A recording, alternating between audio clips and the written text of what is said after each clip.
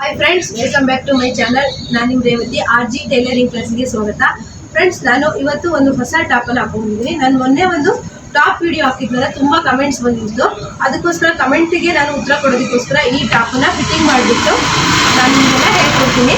ಈ ಟಾಪಲ್ಲಿ ಏನು ಆಲ್ಟ್ರೇಷನ್ ಇದೆ ಅಂದರೆ, ಬಾಡಿ ಫಿಟ್ಟಿಂಗ್ ಆಗಬೇಕು, ಮತ್ತು ಸ್ಲೀವು ಲೆಂತ್ ಕಮ್ಮಿ ಆಗಬೇಕು, ಶೋಲ್ಡರು ಕಡಿಮೆ ಮಾಡಬೇಕು, ಮತ್ತು ಟಾಪ್ ಲೆಂತ್ ಸಹ ಕಡಿಮೆ ಮಾಡಬೇಕು, ಮತ್ತು ಫುಲ್ ಫಿಟ್ಟಿಂಗ್ ಆಗಬೇಕಾಗಿದೆ. ಟಾಪು ತುಂಬ ಲೂಸ್ ಇದೆ.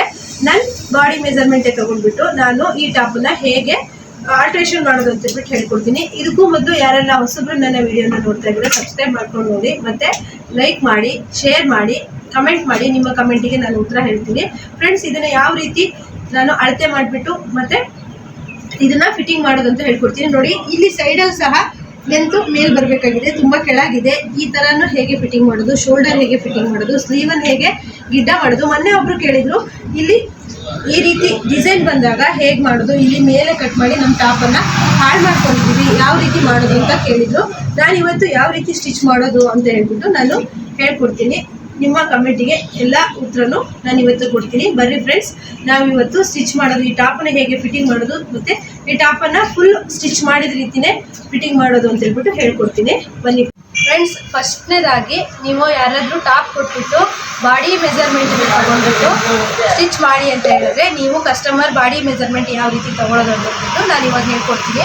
ಟಾಪ್ ಕೊಟ್ಬಿಟ್ಟು ಬಾಡಿ ಮೆಜರ್ಮೆಂಟಿಗೆ ನೀವು ಅಳತೆ ಮಾಡಿಬಿಟ್ಟು ಫಿಟ್ಟಿಂಗ್ ಮಾಡಿ ಅಂತ ಕೊಟ್ಟರೆ ಒಂದ್ಸಲಿ ನಾನು ಆಗು ತೋರಿಸ್ತೀನಿ. ಮತ್ತು ಮೊನ್ನೆ ವಿಡಿಯೋದಲ್ಲಿ ಅಳತೆ ಟಾಪನ್ನು ತೊಗೊಂಡು ಹೇಗೆ ಅಳತೆ ಮಾಡೋದು ಅಂತ ಹೇಳ್ಕೊಡ್ತೀನಿ. ಇವತ್ತು ಬಾಡಿ ಮೆಜರ್ಮೆಂಟ್ ಕೊಟ್ಬಿಟ್ಟು ಯಾವ ರೀತಿ ಟಾಪ್ ಫಿಟ್ಟಿಂಗ್ ಮಾಡೋದು ಅಂತ ಹೇಳ್ಬಿಟ್ಟು ಹೇಳ್ತೀನಿ. ಫಸ್ಟು ನಾವು ಎದೆ ಸುತ್ತಳತೆಯನ್ನು ತಗೋಬೇಕು. ಎದೆ ಸುತ್ತಳತೆ ಬಂದುಬಿಟ್ಟು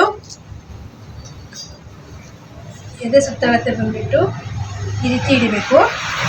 ನನ್ನ ಎದೆ ಸುತ್ತಳತೆ 32. ಅರ್ಧ ಟೇಪ್ಗೆ ಅರ್ಧ ಮಾಡಬೇಕು. 16 ಇಂಚ್ ಬಂತು. ನಾವು 16 ಇಂಚನ್ನ ಈ ರೀತಿ ಟಾಪಿಗೆ ಫಿಟ್ಟಿಂಗಿಗೆ ಹಿಡಿತೀವಿ. ಈಗ ಸೊಂಟ ಬಂದುಬಿಟ್ಟು ಎಷ್ಟಿದೆ ಅಂತ ನೋಡೋಣ. ಸೊಂಟ ಬಂದುಬಿಟ್ಟು ನೀವು ಕಸ್ಟಮರಿಗೆ ಇದೇ ರೀತಿ ಬಾಡಿ ಮೆಜರ್ಮೆಂಟ್ ತಗೊಳ್ಳಿ. ಸೊಂಟ ಬಂದುಬಿಟ್ಟು 29. ಸ್ವಲ್ಪ ಟೈಟ್ ಫಿಟ್ಟಿಂಗ್ ಬೇಕು ಅಂದರೆ ನೀವು 1 ಇಂಚು ಇಲ್ಲೇ ತಗೋಬೋದು. ಇಲ್ಲ ಅಂತಂದರೆ 29 ತಗೊಳ್ಳಿ. 29 ಅಷ್ಟೇ ಅರ್ಧಕ್ಕೆ ಮಾಡಿ. ನಾವು ಟಾಪ್ ಫಿಟ್ಟಿಂಗ್ ಮಾಡಬೇಕಾದ್ರೆ ಅರ್ಧ ಫಿಟ್ಟಿಂಗ್ ಮಾಡ್ತೀವಿ. 29 ಅರ್ಧ ಮಾಡಿದರೆ 14 ಆಗುತ್ತೆ. ಈಗ ಈ ಕಟ್ಟು ಸ್ವಲ್ಪ ತುಂಬ ಟಾಪಲ್ಲಿ ಕೆಳಗಿದ್ರೆ ಕಟ್ಟನ್ನು ಯಾವ ರೀತಿ ಮೆಜರ್ ಮಾಡ್ಕೋಬೇಕು ಅಂತ ಕಸ್ಟಮರ್ ಯಾವ ರೀತಿ ಹೇಳ್ತಾರೋ ಆ ರೀತಿ ನೀವು ಇಲ್ಲಿಂದ ಶೋಲ್ಡರಿಂದ ತೊಗೊಳ್ಳಿ. ಕಸ್ಟಮರ್ ಯಾವ ರೀತಿ ಕಟ್ಟು ಎಲ್ಲಿಗೆ ಬೇಕು ಅಂತ ಹೇಳ್ತಾರೋ ಅಲ್ಲಿಗೆ ನೀವು ಒಂದು ಮಾರ್ಕ್ ಮಾಡ್ಕೊಬೇಕು. ನನ್ನ ಟಾಪಿನ ಕಟ್ಟು ಉದ್ದ ಬಂದುಬಿಟ್ಟು 18.5 ಇದೆ. 18ವರೆಗೆ ನಾನು ಕಟ್ ಮಾಡ್ಕೊಳ್ತೀನಿ. ಮತ್ತು ಶೋಲ್ಡರು ಹಾಗೆ ನೀವು ಅಂದಾಜಿಗೆ ಒಂದು ಅರ್ಧ ಇಂಚು 3/4 ಇಂಚು ಕಟ್ ಮಾಡ್ಕೊಬೋದು. ಸ್ಲೀವ್ ಬಂದುಬಿಟ್ಟು 9 ಇಂಚ್ ಇಟ್ಕೊಳ್ತೀನಿ. ಯಾವ ರೀತಿ ನಾನೀಗ ಬಾಡಿ ಮೆಜರ್ಮೆಂಟ್ ನಾನು ತೊಗೊಂಡೆಲ್ಲ ಅದೇ ರೀತಿ ನಾನು ಟಾಪಲ್ಲಿ ಹೇಗೆ ಮೆಜರ್ ಮಾಡಿ ಫಿಟ್ಟಿಂಗ್ ಮಾಡೋದನ್ನು ತೋರಿಸ್ಕೊಡ್ತೀನಿ. ಮತ್ತು ಟಾಪಿನ ಲೆಂತ್ ಸಹ ನನಗೆ ಎಷ್ಟು ಬೇಕು ಅಂತ ಅಂದರೆ 39 ಇಂಚ್ ಇದ್ರೆ ಸಾಕು ಫ್ರೆಂಡ್ಸ್. ತುಂಬ ಉದ್ದ ಇದೆ ಟಾಪು ಇಲ್ಲೇ ಇದೆ. ನಾನೀಗ ಟಾಪನ್ನ ಯಾವ ರೀತಿ ಮೆಜರ್ ಮಾಡಿ ಫಿಟ್ಟಿಂಗ್ ಮಾಡೋದು ಅಂತ ಹೇಳ್ಕೊಡ್ತೀನಿ. ಫಸ್ಟು ಈ ಸ್ಲೀವ್ನೆಲ್ಲ ಬಿಚ್ಚಿ ತೆಗಿಬೇಕು. ಫಸ್ಟು ಟಾಪನ್ನು ನಾವು ಸ್ಲೀವನ್ನ ದಾರ ಬಿಚ್ಕೋಬೇಕು. ದಾರ ಎಲ್ಲ ನಾನು ಸ್ಲೀವನ್ನು ಅಟ್ಯಾಚ್ ಎಲ್ಲ ಬಿಚ್ಚಿದ್ದೀನಿ. ಒಂದು ಸಿಂಗಲ್ ಹೊಲಿಗೆ ಹಾಕಿರ್ತಾರೆ, ಅಷ್ಟೊಂದೇನು ಕಷ್ಟ ಇರಲ್ಲ.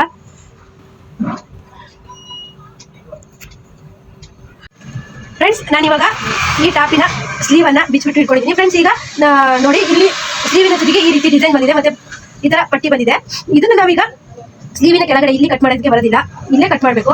ಇಲ್ಲಿ ಕಟ್ ಮಾಡಿದಾಗ ನೀವು ಇಲ್ಲಿ ಅಟ್ಯಾಚ್ ಬಟ್ಟೆನ ಕೊಡಬೇಕಾಗುತ್ತೆ. ತುಂಬ ದಪ್ಪ ಇದ್ದರೆ ಈ ರಿಸ್ಕನ್ನು ತಗೊಳಕ್ಕೆ ಹೋಗಬೇಡಿ. ನೀವು ಇಲ್ಲಿ ಕಟ್ ಮಾಡೋದು ದಪ್ಪ ಇಲ್ಲ, ಸ್ವಲ್ಪ ತೆಳು ಇದ್ದಾರೆ, ಪರವಾಗಿಲ್ಲ, ಮೀಡಿಯಂ ಸೈಜ್ ಇದ್ದಾರೆ ಅಂತ ಹೇಳಿದ್ರೆ ನೀವು ಇಲ್ಲಿ ಕಟ್ ಮಾಡಿ ನೀವು ಇಲ್ಲಿ ಅಟ್ಯಾಚ್ ಮಾಡ್ಬೋದು. ನಾನು ಇವಾಗ ಸ್ಲೀವ್ ನನಗೆ 3/4 ಇರಲಿ, ಈ ಥರ ಡಿಸೈನ್ ಬಂದಿರೋದಕ್ಕೆ 3/4 ಇರಲಿ ಅಂದ್ಬಿಟ್ಟು ನಾನು ಈಗ 14 ಇಂಚಿಗೆ ಮಾರ್ಕ್ ಮಾಡ್ಕೊಂಡಿದ್ದೀನಿ. ನಾನು ಸ್ಲೀವನ್ನು ಕಟ್ ಮಾಡ್ಕೊಳ್ತೀನಿ. ನೋಡಿ, ಸ್ಲೀವಿನ ಉದ್ದ ಬಂದುಬಿಟ್ಟು 15 ಇದೆ. ಸ್ಟಿಚೆಲ್ಲ ಆಗಿ 14 ಇಂಚಿಗೆ ಬರುತ್ತೆ. ನೀವು ಇಲ್ಲಿ ಡಿಸೈನ್ ಬಂದಾಗ ಇಲ್ಲಿ ಕಟ್ ಮಾಡೋಕೆ ಹೋಗ್ಬೇಡಿ. ಏನಾದರೂ ಪಟ್ಟಿ ಇಲ್ಲಿರೋ ಪಟ್ಟಿನ ತೆಗೆದುಬಿಟ್ಟು ಮೇಲೆ ಹಚ್ಬೋದು ಅಂತ ಇದ್ದರೆ ಹಚ್ಚಿ, ಆದರೆ ಅವ್ರು ಮಾಡಿರೋಷ್ಟು ಫಿನಿಶಿಂಗ್ ಮತ್ತೆ ಬರ್ದೇ ಇದ್ರೇ ಟಾಪ್ ಹಾಳಾಗುತ್ತೆ ಕಸ್ಟಮರ್ ಟಾಪ್ ಇಸ್ಕೊಂಡಾಗ. ನೋಡಿ, ಈಗ ಈ ಬಟ್ಟೆ ಉಳಿದಿರುತ್ತಲ್ವಾ, ಸ್ಲೀವ್ ಕಟ್ ಮಾಡಿರ್ತೀರಲ್ವಾ, ಈ ಬಟ್ಟೆನ ನೀವು ಇಲ್ಲಿ ಅಟ್ಯಾಚ್ ಕೊಡ್ಬೋದು. ಈ ರೀತಿ ಈಗ ಸ್ಲೀವ್ನ ಇಷ್ಟು ಕಟ್ ಮಾಡ್ಕೊಂಡಾಯ್ತು. 3/4 ಸ್ಲೀವ್ ಇಟ್ಟಿರೋದು. ಸ್ಲೀವ್ ಕಟಿಂಗ್ ಮಾಡಾಯ್ತು. ಈಗ ನಾನು ಟಾಪು ಹೇಗೆ ಶೋಲ್ಡರು ಮತ್ತೆ ಉದ್ದ ಕಟ್ ಮಾಡ್ತೀನಿ ಅಂತ ಹೇಳಿ ನೋಡಿ.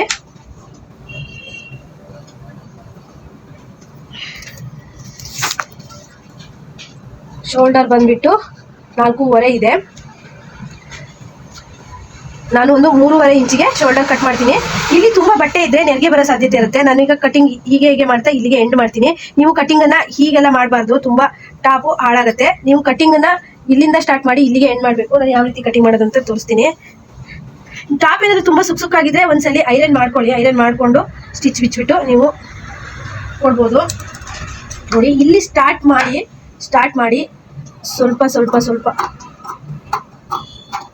ಕಟ್ ಮಾಡಿರೋದು ಗೊತ್ತಾಗಬಾರ್ದು ಫ್ರೆಂಡ್ಸ್. ಈ ಥರ ನೋಡಿ ಶೇಪನ್ನು ತಕ್ಕೊಳ್ಳಿ. ಈಗ ಶೋಲ್ಡರ್ ಕಟ್ ಆಯಿತು. ಡೀಪ್ ಸಹ ನಾವು ಡೀಪ್ ಜಾಸ್ತಿ ಬೇಕಾದ್ರೆ ಮಾಡ್ಕೋಬೋದು. ನನಗೆ ಇಷ್ಟೇ ಡೀಪು ಸರಿ ಇತ್ತು, ಡೀಪ್ ಸಾಕು, ಇಷ್ಟೇ ಕರೆಕ್ಟಾಗಿ ಮಾಡ್ಕೊಳ್ಳೋಣ. ಈಗ ಟಾಪಿನ ಲೆಂತ್ ಬಂದ್ಬಿಟ್ಟು ನನಗೆ ಉದ್ದ ಇದೆ. ಟಾಪಿನ ಲೆಂತನ್ನು ಯಾವ ರೀತಿ ಕಟ್ ಮಾಡ್ಕೊಳ್ಳೋದು ಅಂತೇಳಿ ತೋರಿಸ್ತೀನಿ. ಟಾಪು ಕರೆಕ್ಟಾಗಿ ನೀವು 2 ಬಾಟಮ್ ಜೋಡಿಸ್ಕೊಂಡು ಟಾಪಿನ ಉದ್ದ ಬಂದ್ಬಿಟ್ಟು ನನಗೆ 39 ಇಂಚ್ ಬೇಕಿತ್ತು. ನಾನು ಅಳತೆ ಮಾಡಿದಾಗ 39 ಇಂಚ್ ಇಲ್ಲಿಗಿದೆ. ಟಾಪನ್ನ ಕರೆಕ್ಟಾಗಿ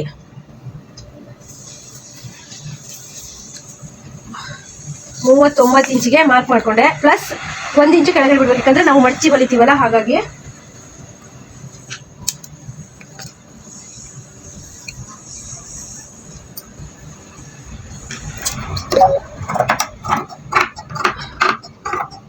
ಬಾಟಮ್ ಕಟ್ಟಿಂಗು ಸ್ಟಿಚಿಂಗು ಈಸಿ ಆಗಿರುತ್ತೆ.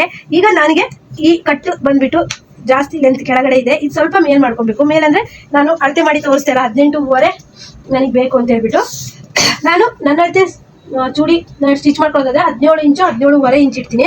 ಆದರೆ ಟಾಪ್ ಆಗಿರೋದ್ರಿಂದ 18 ಇಂಚಿಗೆ 18.5 ಅಳತೆ ಮಾಡಿದೆ. 18.5 ಜಾಸ್ತಿ ಆಗುತ್ತೆ ಅಂದ್ಬಿಟ್ಟು 18 ಇಂಚಿಗೆ ನಾನು ಇಲ್ಲಿ ಮಾರ್ಕ್ ಮಾಡ್ಕೊತಾ ಇದ್ದೀನಿ.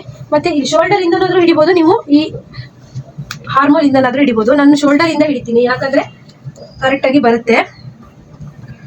ಕಟ್ಟು ಕೆಳಗಿದೆ ಅಂತ ಹೇಳ್ಬಿಟ್ಟು ಕಟ್ಟನ್ನೇನಾದ್ರೂ ಮಾಡಕ್ ಕೊಟ್ರು ಅಂತ ಅಂದ್ರೆ ನೀವು ಕರೆಕ್ಟಾಗಿ ಮಾಡ್ಕೋಬಹುದು.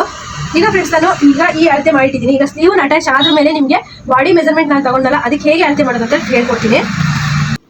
ಟಾಪ್ ಫಿಟ್ಟಿಂಗಿಗೆ ಶುರು ಮಾಡೋಣ ಫ್ರೆಂಡ್ಸ್. ನೋಡಿ, ಈಗ ನಾನು ಟಾಪಿಂದು ತೋಳು ಬಂದುಬಿಟ್ಟು ಬಿಚ್ಚಿಟ್ಕೊಂಡಿದ್ದೀನಿ. ಸ್ಲೀವಿನ ಕೆಳಗಡೆ ಡಿಸೈನ್ ಬಂದಿದೆ, ಹಾಗಾಗಿ ನಾನು ತೋಳನ್ನು ಮೇಲೆ ಕಟ್ ಮಾಡಿ ಇಟ್ಕೊಂಡಿದ್ದೀನಿ. ಈಗ ಕಟ್ಟು ಸಹ ಬಿಚ್ಚಿಟ್ಟಿದ್ದೀನಿ. ಎಷ್ಟು ಇಂಚಿಗೆ ಬೇಕೋ ಅಷ್ಟು ಇಂಚಿಗೆ ಟಾಪಿನ ಕಟ್ಟನ್ನು ಓಪನ್ ಮಾಡಿ ಇಟ್ಟಿದ್ದೀನಿ.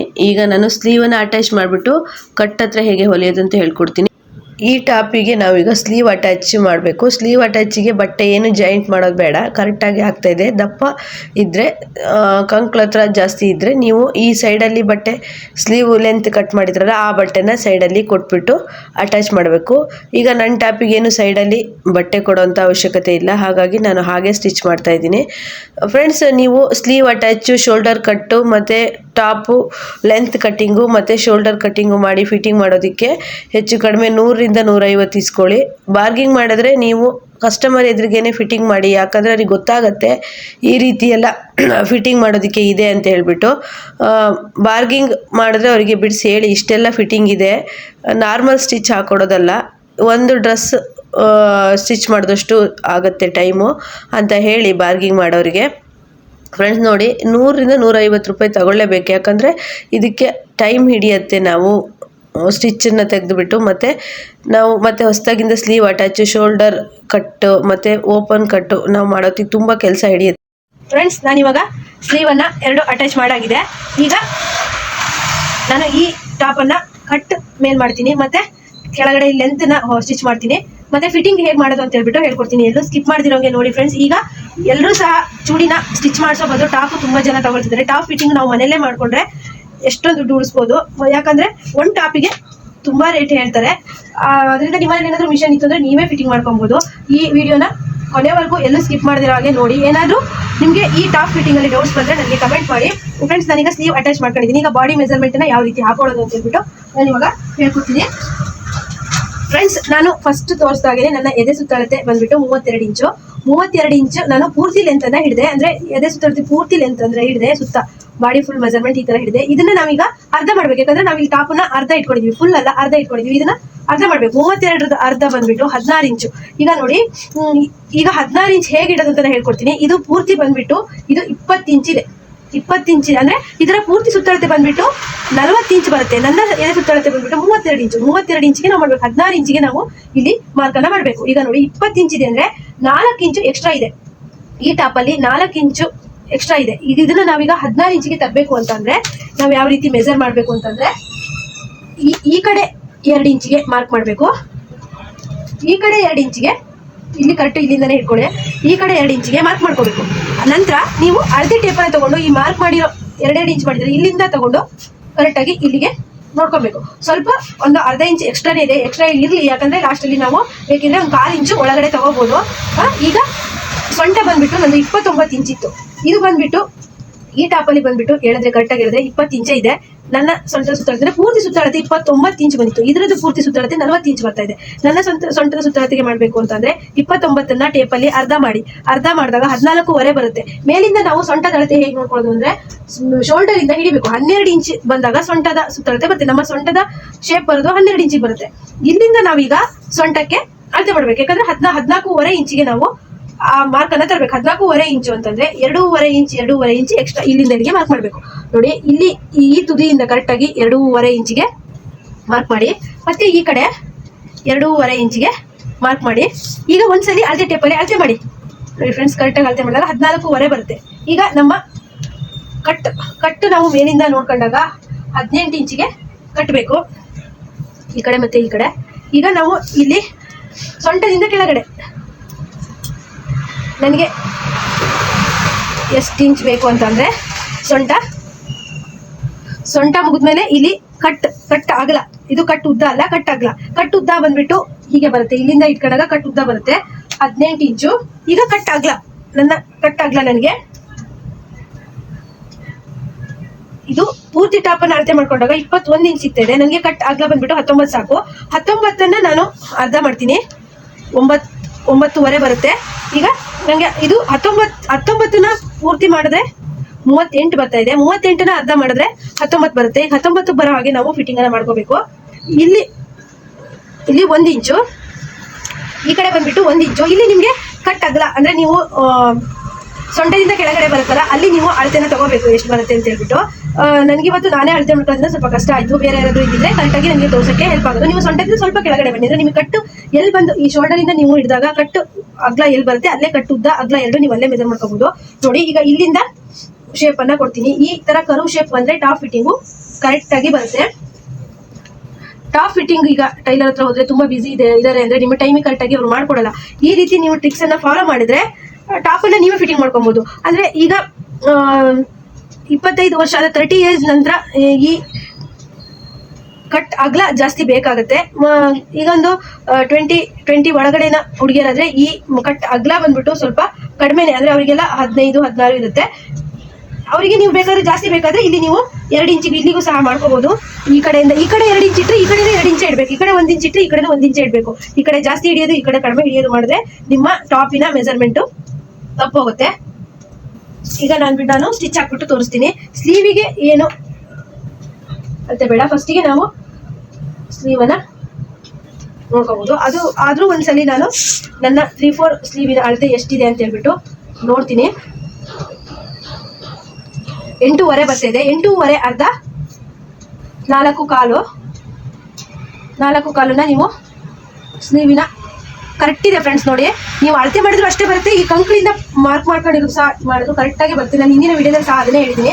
ಸ್ಲೀವಿಗೆ ಯಾವುದೇ ಥರ ಮೆಜರ್ಮೆಂಟ್ ಬೇಡ, ಇದೇ ರೀತಿ ನೀವು ಶೇಪನ್ನು ಹಾಕೊಂಡ್ರೆ ಕರೆಕ್ಟ್ ಆಗುತ್ತೆ. ಏನು ಚೂರು ಟೈಟ್ ಆದ್ರೆ ಹಾಕೊಂಡು ನೋಡಿ ಸರಿ ಮಾಡ್ಕೋಬಹುದು. ಈಗ ನಾನು ಸ್ಟಿಚ್ ಮಾಡೋದನ್ನ ಹೇಳ್ಕೊಡ್ತೀನಿ.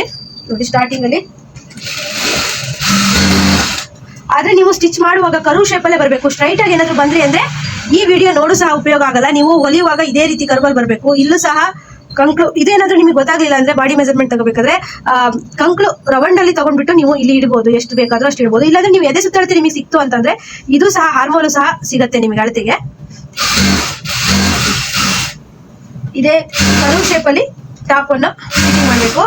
ನೀವು ಟೈಲರೇ ಆಗಿದ್ರೆ ಟಾಪ್ ಫಿಟ್ಟಿಂಗ್ ನೀಟಾಗಿ ಮಾಡ್ತಿದ್ರಿ ಅಂದರೆ ಟಾಪ್ ಫಿಟ್ಟಿಂಗಲ್ಲಿ ಸಹ ತುಂಬ ಅರ್ನನ್ನು ಮಾಡ್ಬೋದು. ಇಲ್ಲಿಗೆ ಒಂದು ಅಂದರೆ ಕಟ್ಟಿ ಎಂಡಿಂಗ್ ನಂಗೆ ಎಷ್ಟು ಬೇಕಿತ್ತು 15 ಬೇಕಿತ್ತು ಅಲ್ಲಿಗೆ ಒಂದು ಕಚ್ಚಿ ಹಾಕ್ಬಿಟ್ಟು ಇಟ್ಕೊಬೇಕು. ಇಲ್ಲಿಗೆ 3 ಸ್ಟಿಚನ್ನು ಸಹ ಹಾಕೋಬೋದು. ನಾನಿವಾಗ ಕಟ್ಟನ್ನು ನಿಮಗೆ ಹೇಗೆ ಕಟ್ಟಿಗೆ ಇಲ್ಲಿ ಇಷ್ಟು ಬಟ್ಟೆ ಉಳಿದ್ರೆ ಇದನ್ನ ಹೇಗೆ ಮಾಡ್ಕೊಡೋದು ಅಂತ ತೋರಿಸ್ಕೊಡೋಕ್ಕೋಸ್ಕರ ನಾನು ಇದನ್ನ ಇಲ್ಲಿಗೆ ಕಟ್ ಮಾಡ್ತಾ ಇದ್ದೀನಿ.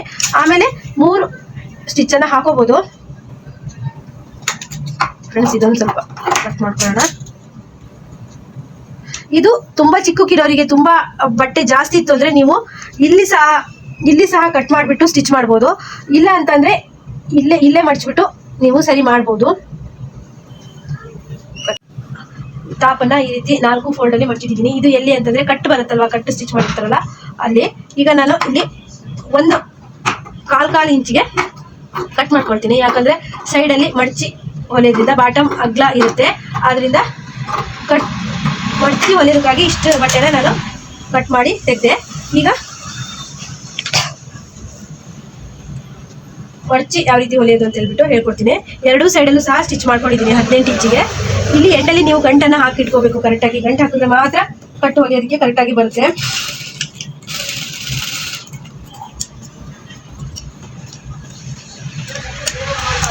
ಈಗ ನೀವು ಏನು ಮಾಡಬೇಕು ಅಂದರೆ ಸ್ಟಾರ್ಟಿಂಗಿಂದ ಚೂಡಿ ಟಾಪನ್ನು ನೀವು ಯಾವ ರೀತಿ ಫೋಲ್ಡ್ ಮಾಡಿ ಹೊಲಿತೀರಾ ಅದೇ ರೀತಿ ಹೊಲಿದ್ರೆ ಆಲ್ಟ್ರೇಷನ್ ಮಾಡಿರೋ ಥರ ಕಾಣಿಸಲ್ಲ.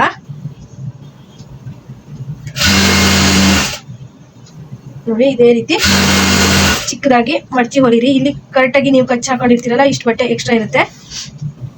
ನೀಟಾಗಿ ಈ ಫ್ರೆಂಡ್ಸ್ ಎಲ್ಲರೂ ಇದೇ ರೀತಿ ಕಟ್ಟನ್ನು ಮೇಲೆ ಕೆಳಗೆ ಮಾಡಿಸಲ್ಲ. ಆದ್ರೂ ಒಬ್ಬೊಬ್ರು ಇದೇ ರೀತಿ ಆಲ್ಟ್ರೇಷನ್ ಮಾಡ್ಕೊಡಿ ಅಂತಾರೆ. ಅವಾಗ ನಿಮಗೆ ಗೊತ್ತಿಲ್ಲ ಅಂತ ಹೇಳೋಕ್ಕಾಗಲ್ಲ. ಈ ರೀತಿ ನೀವು ಮಾಡಿಕೊಟ್ರೆ ಸ್ಟಿಚ್ ಮಾಡಿರೋ ಟಾಪ್ ಥರನೇ ಆಗುತ್ತೆ. ಇನ್ನೊಂದ್ಸಲಿ ನೀವು ಇಷ್ಟು ಟಾಪಿಗೆ ಇಷ್ಟು ಅಮೌಂಟು ಅಂತ ಹೇಳಿದ್ರೆ ಅವರು ಕೊಟ್ಟು ಫಿಟ್ಟಿಂಗ್ ಮಾಡಿಸ್ಕೊಂಡು ಹೋಗ್ತಾರೆ. ಇದು ಆಲ್ಟ್ರೇಷನ್ ಮಾಡಿರೋ ಥರ ಕಾಣಲ್ಲ. ನೀವು ಇಲ್ಲಿ ಸೈಡಲ್ಲಿ ಕಟ್ ಮಾಡಬೇಕಾದ್ರೆ ನೋಡ್ಕೊಳ್ಳಿ, ಜಾಸ್ತಿ ಕಟ್ ಮಾಡಿಬಿಡಿ. ಒಬ್ಬೊಬ್ಬರಿಗೆ ಬಾಟಮು ಜಾಸ್ತಿ ಬೇಕಾಗಿರುತ್ತೆ. ನೀವು ಜಾಸ್ತಿ ಅಂತ ಕಟ್ ಮಾಡಿಬಿಟ್ರೆ ಬಾಟಮ್ ಅಂದರೆ ಈ ಅಗ್ಲ ಈ ಲೆಂತು ಕಡಿಮೆ ಆಗಿಬಿಡುತ್ತೆ. ನೋಡಿಕೊಂಡು ಕಟ್ ಮಾಡಿ, ಎಷ್ಟು ಬೇಕೋ ಅಷ್ಟು. ಚೂರು ಒಂದು 1/4 ಇಂಚಿಗೆ ನಾನು ಫೋಲ್ಡ್ ಮಾಡಿಬಿಟ್ಟು ಹೊಲಿತಾ ಇದ್ದೀನಿ.